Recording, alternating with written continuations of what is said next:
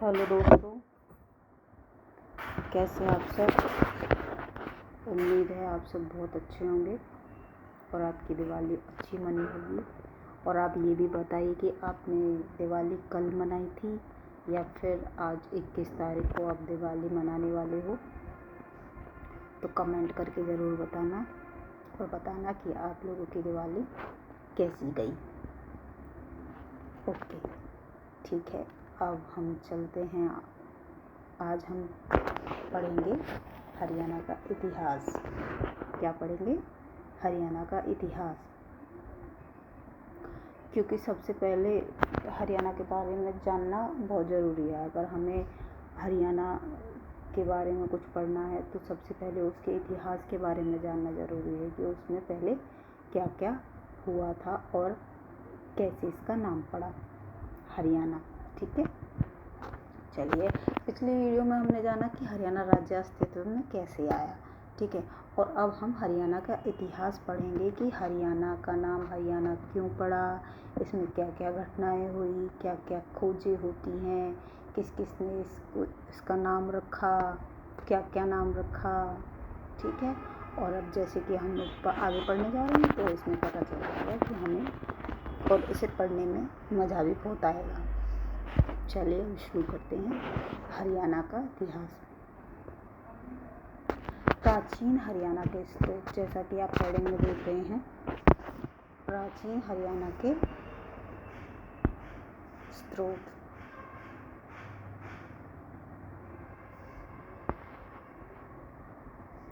हरियाणा एक प्राचीन नाम है। प्राचीन समय में इस क्षेत्र को ब्रह्मवत, आर्यावर्त और ब्रह्म उपदेश के नाम से जाना जाता है। किसके नाम से जाना जाता है? ब्रह्म उपदेश के नाम से।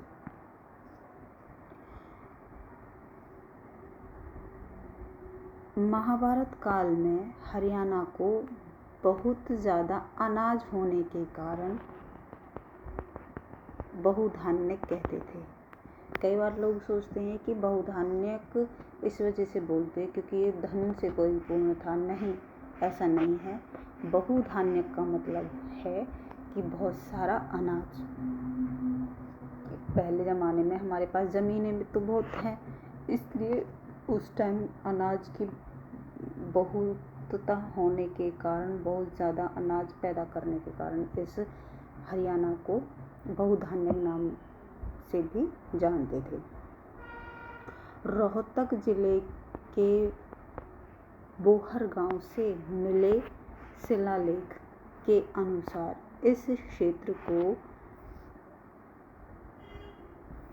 हरियंक के नाम से भी जाना जाता था। किसके नाम से जाना जाता था? हरियंक के नाम से। हरियंक क्यों नाम रखा गया इसका?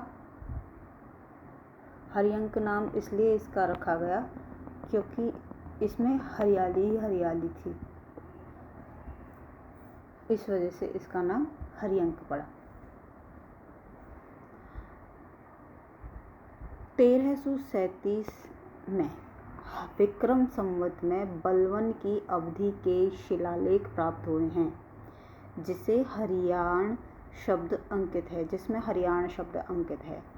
ठीक है, तो ये जो मेन पॉइंट हैं ये आपको याद कर लेने हैं। जैसे हरियाणा का प्राचीन नाम क्या, अब प्राचीन नाम हरियाणा है। इसमें पहले इस क्षेत्र को क्या करके बोलते थे? ब्रह्मवत, आर्यावर्त, ब्रह्म उपदेश। ठीक है, और महाभारत हरियाणा को क्या कहते हैं? बहुधान्यक कहते हैं। तो ये मेन पॉइंट हैं जिनको आपको ध्यान में रखना होता है।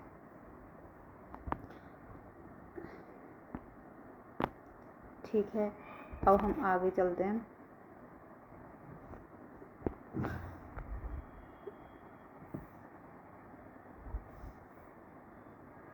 धरणीधर अपने काव्य एक खंड प्रकाश में कहते हैं कि हरियाणा शब्द हरिबंका से आता है, जो हरि के पूजा व भगवान इंद्र से जुड़ा हुआ है। संस्कृत में रचित ग्रंथ अष्टाध्यायी महाभारत, हरिश्चरित्र और राजतरंगिणी आदि में हरियाणा की ऐतिहासिक जानकारी मिलती है। अब हम ये पढ़ेंगे कि यहाँ पे ये मेन पॉइंट है कि किस किस ने हरियाणा को किस किस नाम से जाना। तो डॉक्टर HR गुप्ता ने आर्यों का घर कहा है, यदुनाथ सरकार ने इसको हरियाल कहा है और महाराज कृष्ण ने इसको हरना यानी लूटपात कहा, लूटपात नाम दिया है क्योंकि इसमें बहुत सारा हरियाणा में सोना था, मतलब हमारा बहुत ही अमीर वो था, धान्य से परिपूर्ण, तो इसमें लोग आके इससे लूट के ले जाते थे, तो इसलिए महाराज कृष्ण ने इसको लूटपात का भी वो कहा है। राहुल सांकृत्यायन ने हरिधान्यक बोला है, डॉक्टर बुद्ध प्रकाश ने इसे अभिरयाना बोला है, अभिरयाना। ठीक है, ये तो आपको याद ही करने पड़ेंगे ये नाम, तो आप लोग इसे याद कर लेना। हम आगे चलते हैं। हरियाणा के इतिहास के स्रोत, यानी इतिहास से मेन पॉइंट आपको याद करने होंगे, ये आपको अच्छे से समझना होगा। सबसे पहले हम पढ़ते हैं कि ऋग्वेद। ऋग्वेद से हमें क्या क्या जानकारी मिलती है हरियाणा के बारे में। हरियाणा प्रदेश का वर्णन ऋग्वेद में रज हरियाणा के रूप में मिलता है। किसके रूप में मिलता है? रज हरियाणा के रूप में। ऋग्वेद में हरियाणा के थानेसर और हरियाणा के सरस्वती नदी का भी वर्णन है। ऋग्वेद से पता चलता है कि आर्य लोग सरस्वती और दृश्यवती नदी के बीच में निवास करते थे। ऋग्वेद में भारत नामक कबीले का उल्लेख किया गया है जो इस काल में सरस्वती और यमुना के बीच रहता था।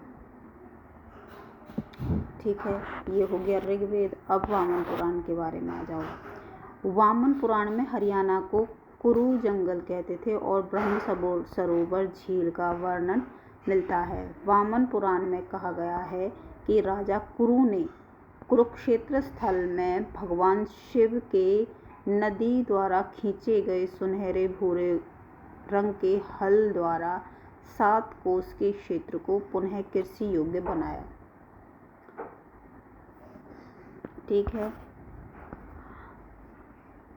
अब आ जाइए पाणिनि की अष्टाध्यायी, जो पाणिनि ने लिखी थी बुक अष्टाध्यायी, उसमें उन्होंने क्या लिखा है हरियाणा के बारे में। पाणिनि द्वारा लिखित पुस्तक अष्टाध्यायी में हरियाणा के अनेक क्षेत्र का वर्णन हुआ है, जैसे सैरीसक को जिसको आज सिरसा कहते हैं, कपिस्थल जिसको अब कैथल बोलते हैं, कालकूट जिसको कालका कहते हैं, ताशायल जिसको टोहना बोलते हैं और श्रहन जिसको सुहन आदि कहा जाता है। और इन चीज़ों से आपको ये भी पता चल गया कि इसके पुराने नाम, कैथल का पुराना नाम क्या है, कपिस्थल सिरसा का पुराना नाम क्या है, सैरिसक, ऐसे इनसे ये चीज़ें भी आपको पता चलती चली जाएंगी।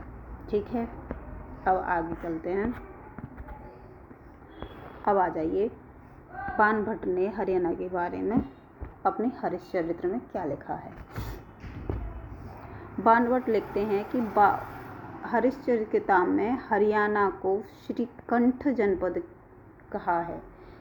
बाणभट्ट ने अपनी हरिश्चरित्र की पुस्तक में हरियाणा को कंठ जनपद कहा है और थानेश्वर को स्थानेश्वर के नाम से जाना जाता है। आपको यहाँ से दो चीज़ें मिल जाएंगी, दो टॉपिक आपके कवर हो जाएंगे।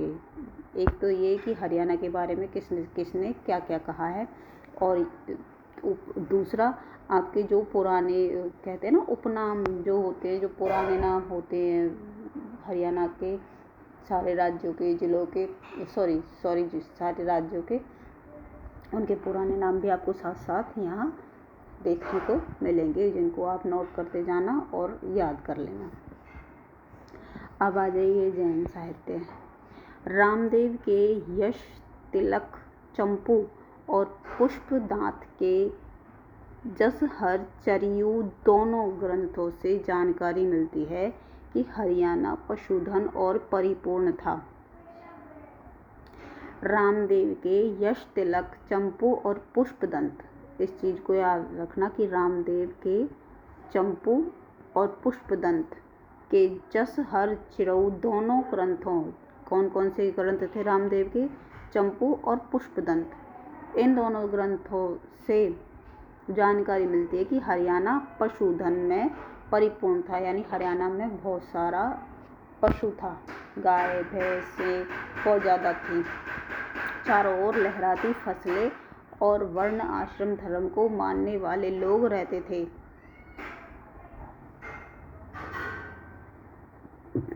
जैन मूर्तियाँ, रानी ला, जो आज दादरी के नाम से जानते हैं जिसे, और हांसी, जिसे हिसार के नाम से जानते हैं, से प्राप्त हुई। किसकी मूर्तियाँ? जैन मूर्तियाँ। याद रहेगा? ठीक है, आगे चलते हैं।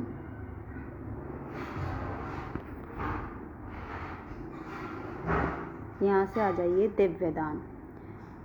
दिव्यदान में क्या है? यह बौद्ध साहित्य का ग्रंथ है। इसमें हरियाणा के रोहतक अग्रोह का उल्लेख मिलता है। मझी मणिय ग्रंथ। इस बौद्ध ग्रंथ से हरियाणा की जनजीवन के बारे में पता चलता है कि वो कैसे अपना जीवन व्यतीत करते थे। चुल्लवग, इससे पता चलता है कि अग्रोहा बौद्ध धर्म का एक शक्तिशाली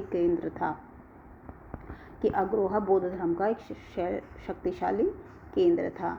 मंजूश्री मूलकल्प, इस ग्रंथ से श्रीकंठ जनपद के अंतर्गत आने वाले स्थानेश्वर का उल्लेख किया गया है और यहाँ के शासक वैश्य थे। कौन थे? वैश्य। अब ये सबसे इम्पोर्टेंट पॉइंट, टोपरा अभिलेख। यह अंबाला से प्राप्त हुआ है। इससे ज्ञात होता है कि हरियाणा मौर्य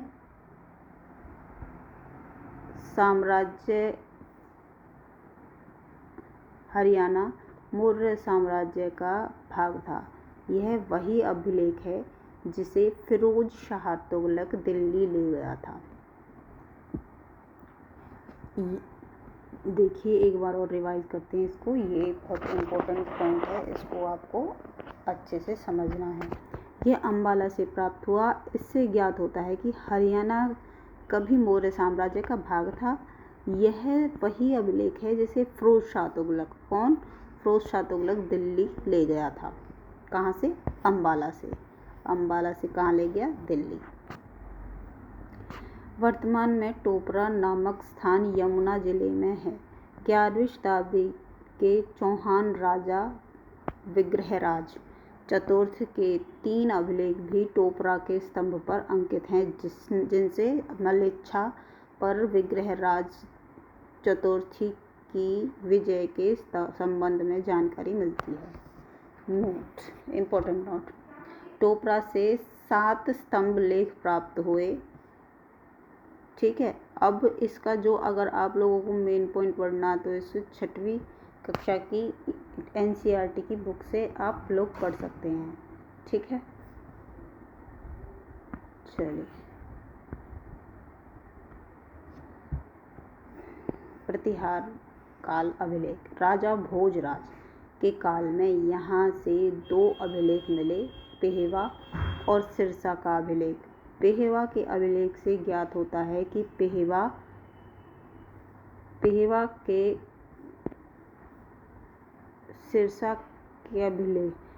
के अभिलेख से ज्ञात होता है कि पेहवा घोड़ों का व्यापारी केंद्र था, और सिरसा से पता चलता है कि यहाँ पशुपत संप्रदाय था।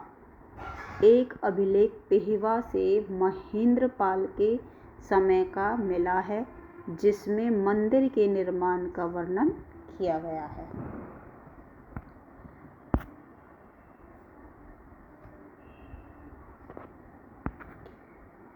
ठीक है, आगे चलते हैं। दिल्ली का अभिलेख। ये थोड़ा सा ब्लर हो गया है, आप लोग कोऑपरेट करना। आपको दिख रहा है ना?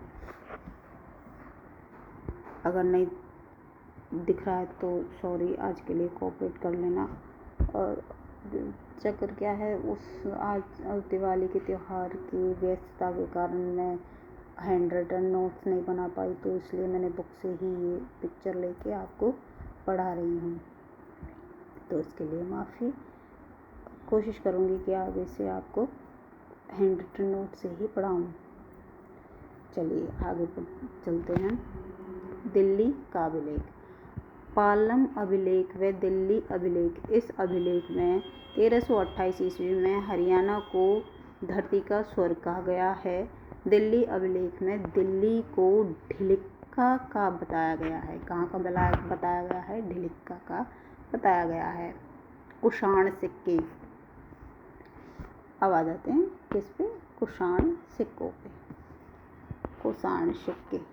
हरियाणा में कभी कुषाणों का भी शासन था। इस बात का पता खोखरा कोट, रोहतक और औरंगाबाद भिवानी के सिक्कों में लगाया जा सकता है। खोखरा कोट ये रोहतक में है और औरंगाबाद ये भिवानी में है। ठीक है, जब ऐसे कोई आए तो ये ब्रैकेट में जो ये आता है तो ये समझना कि इस जिले में ये गांव है।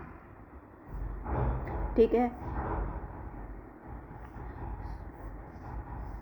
सोनीपत का ताम्रपत्र लेख। इससे पता चलता है कि हर्ष शैव धर्म को मानने वाला था। राजतरंगिणी। कल्हन की पुस्तक राजतरंगिणी में रोहतक को एक व्यापारी के स्थल बताया गया है। कल्हन की पुस्तक राजतरंगिणी। कल्हन की कौन सी पुस्तक है? राजतरंगिणी किसने लिखी? कल्हन ने। रोहतक को एक व्यापारी के स्थल बताया गया। रोहतक को एक व्यापारी का स्थल बताया गया है। विदेशी स्रोत है। हुनसांग हरियाणा के 3 स्थानों का भ्रमण किया। थानेश्वर, सोध और गोकंठ। गोहाना जो आज गोहाना है उसको पहले क्या कहते थे? गोकंठ। हरियाणा से प्राप्त महत्वपूर्ण अभिलेख। अग्रोहा से प्राप्त अभिलेख में संगीत के 7 स्वरों का अंकन है। अग्रोहा से अभिलेख में संगीत के 7 स्वरों का अंकन है। पशुपति संप्रदाय से संबंधित अभिलेख सिरसा से मिले। कहाँ से मिले हैं? सिरसा से मिले हैं। लाडूनी अभिलेख। कौन सा अभिलेख? लाडूनी अभिलेख। ये कहाँ से मिला है? ये राजस्थान से मिला है, जो कि कहाँ है? नागौर से। राजस्थान में है, नागौर जिले से मिला है, से प्राप्त हुआ है। इस अभिलेख के अनुसार हरियाणा राज्य की राजधानी दिल्ली थी। हरियाणा राज्य की राजधानी दिल्ली थी। कपाल मोचन स्थान से एक अधूरा अभिलेख मिला है। कपाल मोचन स्थान कहाँ पे है? यमुनानगर में। यहाँ से भी एक अभिलेख मिला है। हिसार के गुजरी महल। गुजरी महल कहाँ पर है? ये ध्यान रखना है। ये मेन पॉइंट जो आते हैं ना, इनको आप अलग से नोट्स बना लेना और उसमें हाईलाइट करके नोट बना लेना कि गुजरी महल कहाँ पर है? हिसार पर। यहाँ से भी ऐसे भी क्वेश्चन पूछे जाते हैं। ठीक है, तो गुजरी महल हिसार में है। एक स्तंभ, इसमें कितने स्तंभ हैं? 8 स्तंभ, जो 8 जगह से आने वाले भागवतों की सूचना देता है। 2 से 4 सदी के तोशाम भिवानी के 2 अभिलेख प्राप्त हुए हैं।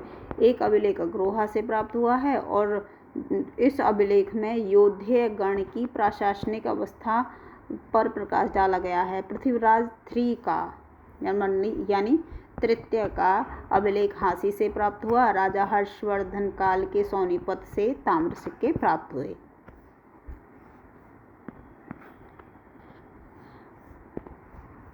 बौद्ध धर्म का प्रमुख केंद्र सुध, जो जगाधरी में है। 12 खड़ी लिखाई का सबसे प्राचीन अभिलेख सुध से ही मिलता है।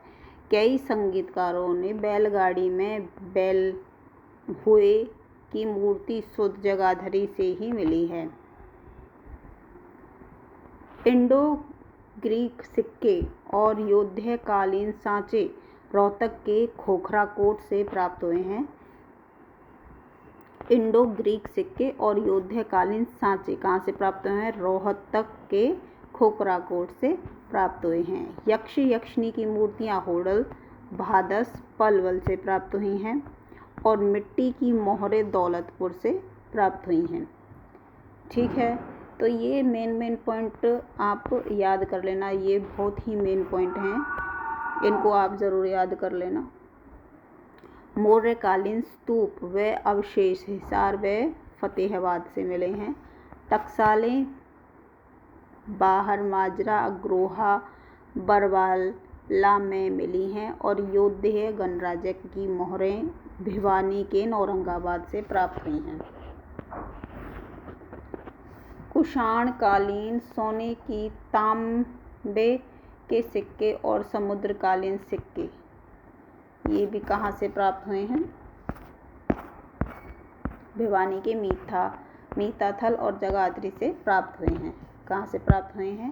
भिवानी के मीताथल और जगाधरी से प्राप्त हुए हैं। हड़प्पा कालीन सभ्यता के अवशेष भिवानी से मिले हैं। सिक्के ढालने के सांचे खोखराकोट, बोहर, माजरा और औरंगाबाद से प्राप्त हुए हैं।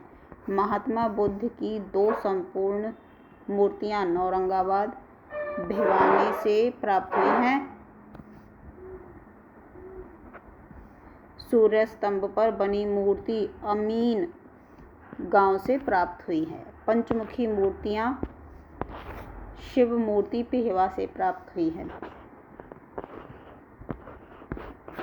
बस इतना ही था आज के लिए। हरियाणा का इतिहास बहुत छोटा सा है, तो इसे वैसे हरियाणा का इतिहास इतना भी बड़ा नहीं है जो इसको याद नहीं किया जाए, लेकिन थोड़ा सा बोरिंग सा लगता है लोगों को, तो इसमें इंटरेस्ट नहीं दिखाते पढ़ने में। लेकिन जब सरकार ने, गवर्नमेंट ने इसको हमारा सब्जेक्ट बना ही दिया है, तो अब तो हमें ये पढ़ना ही पड़ेगा।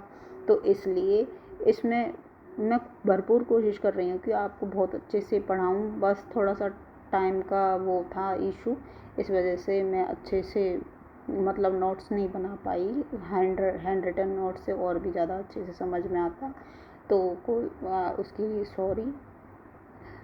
आपको जितना मैंने इसमें पढ़ाया है उसको अच्छे से पढ़ लें और हैंड रिटन नोट्स बना लें खुद से। जब आप नोट्स बनाओगे तो आपको, अभी तो मैंने पढ़ाया है, जब आप नोट्स बनाओगे तो आपका रिवीजन भी हो जाएगा और आपको पक्का भी हो जाएगा।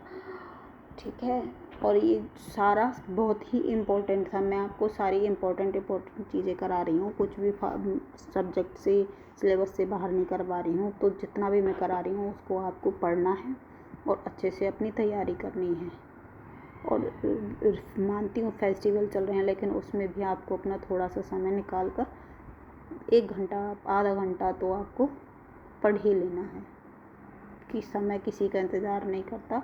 समय बड़ा बलवान है, सब समय पर ही टिका हुआ है। तो उम्मीद है आप सबको मेरा पढ़ाया हुआ समझ में आ रहा होगा। और आप सबको फिर से हैप्पी दिवाली। धन्यवाद, थैंक यू।